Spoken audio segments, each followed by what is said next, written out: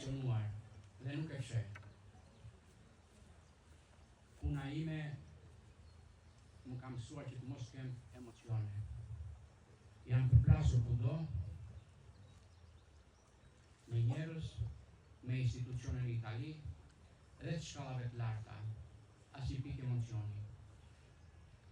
Nuk e di pse, po ky emocion ka qenë që ditën e parë që kam ikur ka Trajasi, jam emigrant i parë, në 2 mars 1991, ndoshta nga të parë të Krahinës, një emocion i papërshkueshëm sa herë që kam ardhur këtu, mirëpo këmbët më janë ndredhur akoma.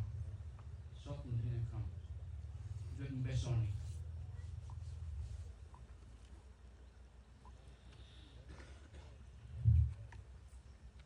Jam munduar që të hes ato mendime dhe fjalët e mia, i shkruaj, sepse emocionet mund të çojnë dhe të bllokohen. Aq serioze është kjo çështja jonë.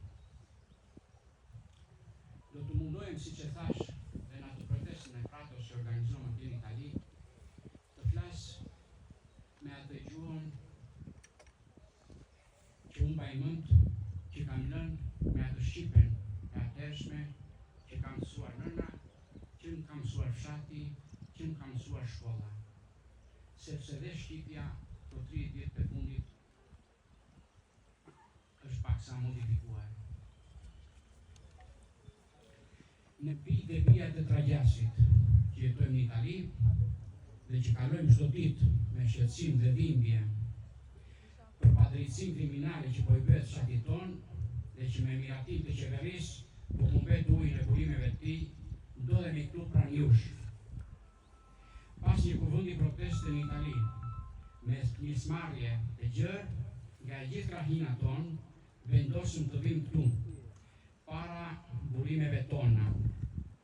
Ujin me të cilin jemi rritur, për të protestuar së bashku me ju dhe për të mbrojtur të drejtën tonë, të shkelur nga oligarkët, qeveria dhe të gjithë ata që janë zgjedhur në pushtetin qendror dhe lokal. Erdhëm, jo thjesht si mbështetës, por për të bërë pjesë e pandarë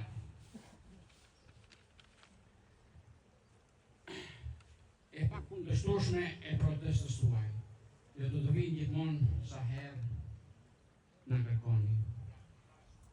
Neve jemi diaspora, kështu quhet, kështu i kanë bërë emrin.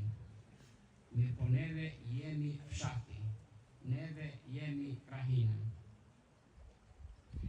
Do të jemi këtu, me ju dhe pranë jush, sepse këtu është fillimi dhe kuptimi i jetës tonë. Këtu jetuam për mirinë dhe rinin.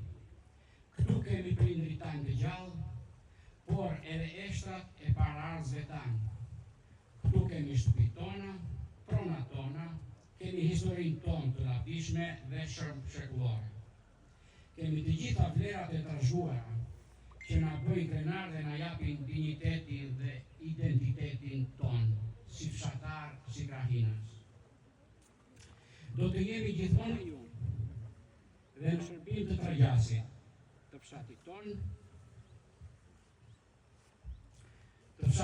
të dashur, sepse këtu është e shkuara, e tashmja dhe ardhmja jonë, dhe fëmijëve tanë. Këtu janë realiteti, mundësitë për zhvillim, për përparim në të gjitha fushat ekonomike, në bujqësi, blegtori, industri, turizëm, agrikulturë. Për të gjitha këto gjëra, fshati dhe krahina jonë kanë mundësi më të mira se çdo fshat apo krahin tjetër për gjithë bregdetit shqiptar. Me hapësirat që kemi, me bydete, 3 male, 2000 hektar tokë bujqësore, me 10.000 hektar kullota, me sheshe, kodra, valet bukra, jemi një zonë e bekuar. Ne na ka bekuar Zeti, Zoti dhe natyra. Me ujrat që na ka falur këtu, në fshatin tonë, në krahinën tonë, me këto ujëra është e mundur jeta dhe zhvillimi. Zbatimi i projektit për marrjen e ujërave veçanërisht, kur ato janë reduktuar në një masë kritike dhe me prirje të vazhdueshme të uljes, siç e dini më mirë se kushdo ju, do të cënojnë jetën tonë, në mënyrë të pakëfyeshme, duke krijuar situata të rrezikshme për furnizimin me ujë të pishëm dhe për të gjitha veprit ekonomike. Uji për këto veprimtari ekonomike është si gjaku për trupin e njeriu. Ashtu si është purimi, ky ujë i purimit është pjesë e gjakut tonë. Dhe nëse na presin dhe na marrin ujin, është njësoj që të na presin gjakun dhe të na marrin jetën. Prandaj është detyrë të gjithë neve që të mos lejojmë që kjo të ndodhi. Nuk kemi rrugë tjetër përveç se të mbrojmë të drejtën tonë jetësore, që po shkelet hapur.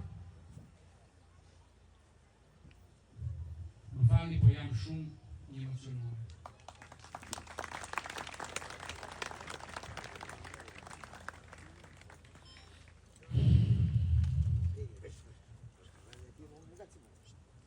Nuk kemi rrugë tjetër, përveç se të mbrojmë të drejtën tonë jetësore, që po shkelet hapur dhe përndryshe të kundërshtojmë, të protestojmë, të rezistojmë me të gjitha mënyrat dhe mjetet ligjore, që na mundson sistemi demokratik, sado ende i dobët në Shqipëri.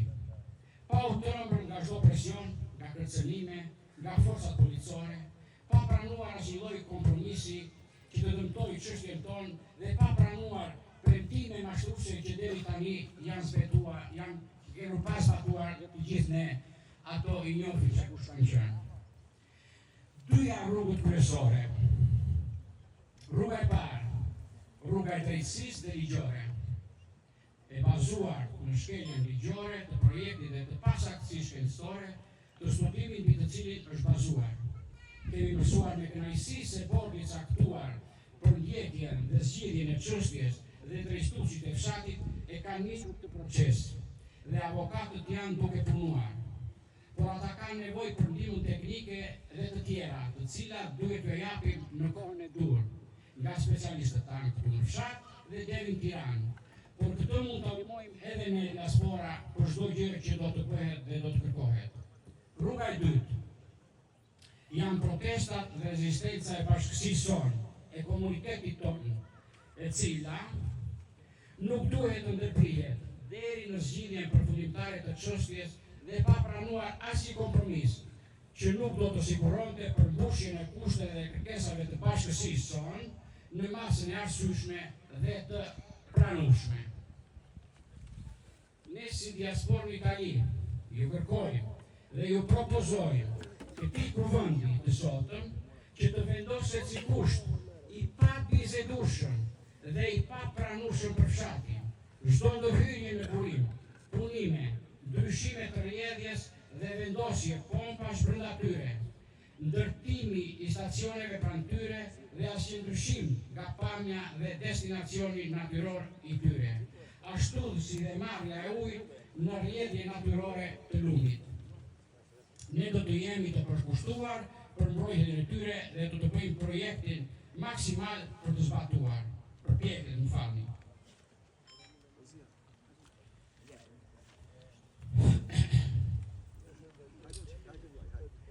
Çfarë do të vendoset në këtë kuvend, duke sakrifikuar dhe interesat tona dhe të familjeve tona, duke mbajtur lidhje të vazhdueshme me bordin e ngritur në fshat, me avokatët dhe me të gjithë specialistat që do kenë nevojë për mbështetjen tonë.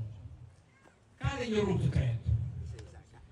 Ndoshta kjo rrugë është ajo më e fuqishme. Mirë po kjo do të ndikojë megjithatë në nivelin një çik më të hapur, më të largët, do të ndikojë në nivel të Shqipërisë.